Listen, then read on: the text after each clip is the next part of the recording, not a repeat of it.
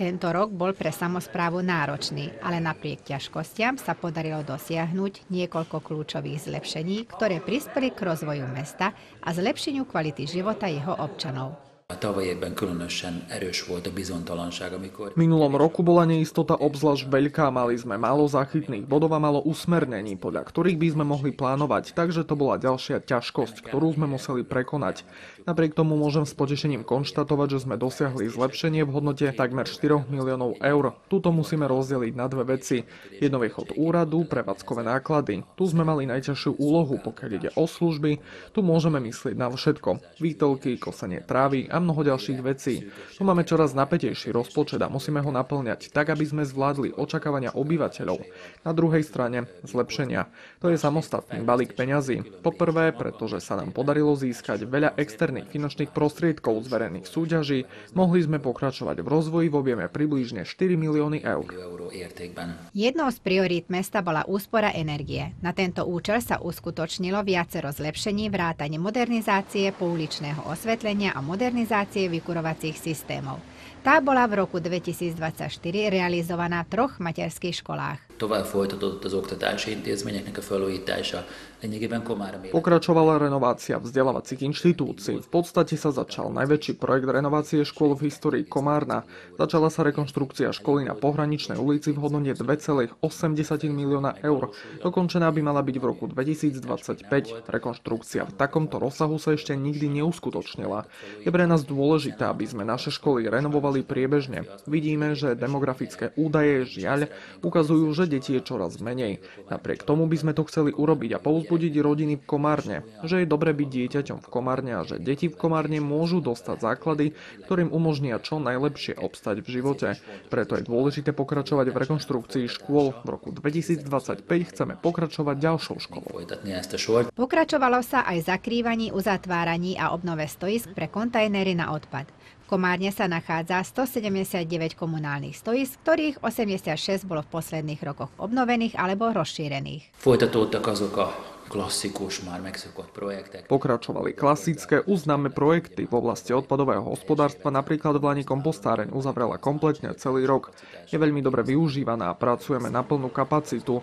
Teší nás, že sa nám podarilo skompostovať takmer 2500 tón zeleného odpadu a kompost vrátiť obyvateľom.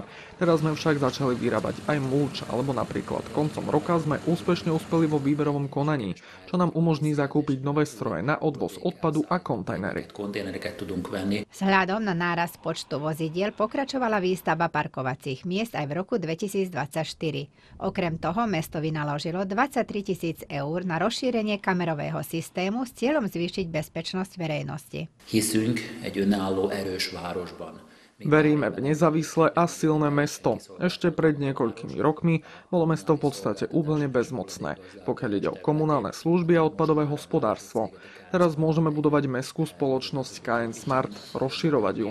S adekvátnou modernou technikou teraz okrem odpadov prevezme aj správu pouličného osvetlenia a ďalších služieb v roku 2025. Chceme, aby mesto nebolo bezmocné. To, čo chýbalo, bolo vybudovanie strojového parku s dotáciami. Chceme mať nezávislú a sebestačnú mestskú spoločnosť, ktorá bude slúžiť obyvateľom mesta, aby sme v ťažkých časoch dokázali zabezpečiť, že tieto služby budú čo najlepšie.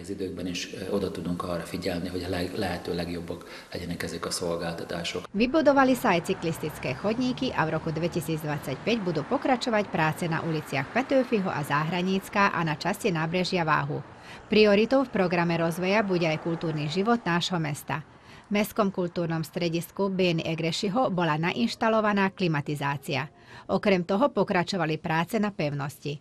Na návštevníkov čaká nová prednášková sála, spoločenské miestnosti a turistická kancelária. 2024 a fölkészülési éve volt. Rok 2024 bol rokom príprav. Na prípravu tendrov či projektovej dokumentácie sme vynaložili viac ako 250 000 eur. Ako som už spomenul, zlepšenia v tomto roku boli opäť z veľkej časti financované z externých zdrojov.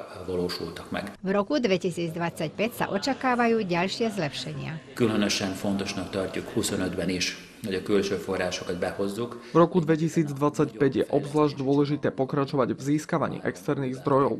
V podstate náš väčší rozvojový zdroj sa deje prostredníctvom samostatného rozvojového balíka Európskej únie na osi Komárno-Nové Zámky.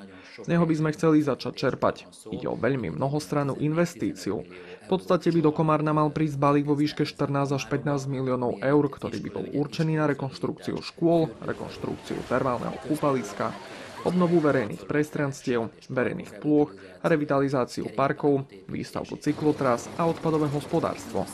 Ide o veľmi rozsiahly a komplexný projekt rozvoja mesta, na ktorého príprave sme pracovali. Chcel by som to posunúť ďalej a som presvedčený, že odštartujeme aj samotnú realizáciu tohto projektu, ktorý ešte potrebuje podporu ministerstiev, pretože sme plne pripravení čerpať tieto prostriedky.